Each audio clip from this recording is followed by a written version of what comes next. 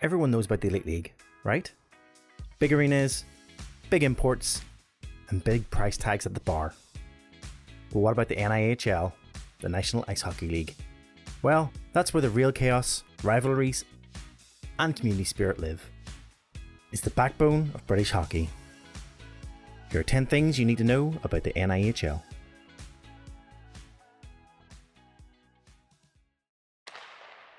Backbone of British hockey. The NIHL is basically the glue holding hockey in the UK together. Without it, honestly, the sport would collapse faster than a netminder's water bottle when it gets hit by a slap shot. It's where most British players actually play, where youngsters develop, and where vets keep the game alive. The Elite League might be the shop window, but the NIHL, that's the factory floor where all the work happens. The structure. Picture a pyramid. At the top, you've got the NIHL National, the semi-pro big dogs. Below that, Division 1 North and South, and right at the base, Division 2, which is way more community driven. So whether you're a rising star, a grizzled vet, or just a bloke who still hasn't forgiven himself for quitting hockey when he was 12, there's a level for you. The structure means more people get a chance to play, and more fans get the chance to shout at refs on a Sunday night. Promotion and relegation. Ish. Now you'd think with a pyramid system you'd have a straightforward promotion and relegation just like football. Nope, this is British hockey, nothing's ever simple. Moving up depends on money, facilities, and whether your bus can survive more than 3 away trips without breaking down. You can win Division 1, but if your budget doesn't stretch to hotel rooms in Hull, you're probably staying put. Fair? Maybe not. Very British hockey? Absolutely.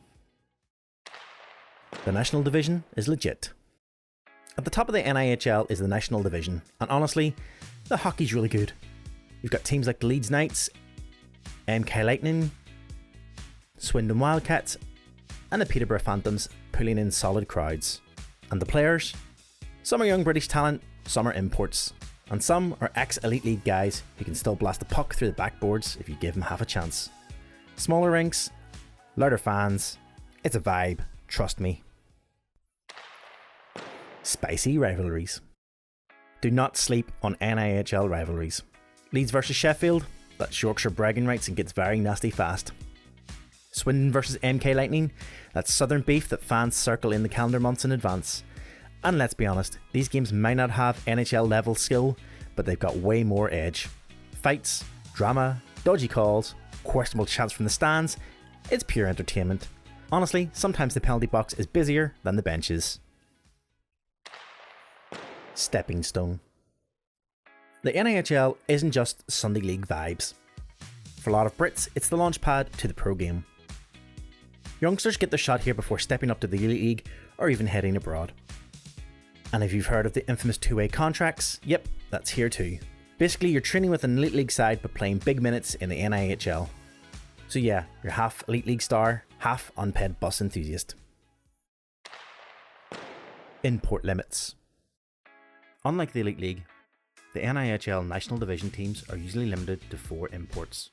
Division 1, 2 imports, and Division 2, 1 import. But trust me, these guys can be absolute game changers. A Canadian sniper who scores for fun, a Finnish defenseman who skates like he's on the cheat mode. Imports bring the flair, but the NIHL always makes sure British talent is front and centre, and that balance is what makes it special. Community spirit. Here's the thing, NHL clubs are proper community clubs. The players often live locally, help out with juniors, and actually hang around after games to chat with fans. Volunteers do half the behind the scenes work, from running the scoreboard to selling you the slightly dodgy hot dog. It's hockey without the glitz, but with about 10 times the heart, and that's why fans love it. If you want hockey where the players actually know your name, this is where you'll find it. Mind your points. Let's talk penalties, because in the NIHL, it's not just about serving 2 minutes for hooking and then getting back on with it. The league runs an accumulative penalty point system. Basically, every serious penalty racks up points on your record, and once you hit a certain total, bang, you're automatically suspended. 10 points equals 2-game ban, 15 points, a 3-game ban, 20 points, a 4-game ban, and so on. And it's not just players. Teams rack up penalty points too, hit certain totals and the club gets fined, and if it gets really bad, even the coach can be suspended. Yep, your coach can end up in the sin bin, metaphorically, at least.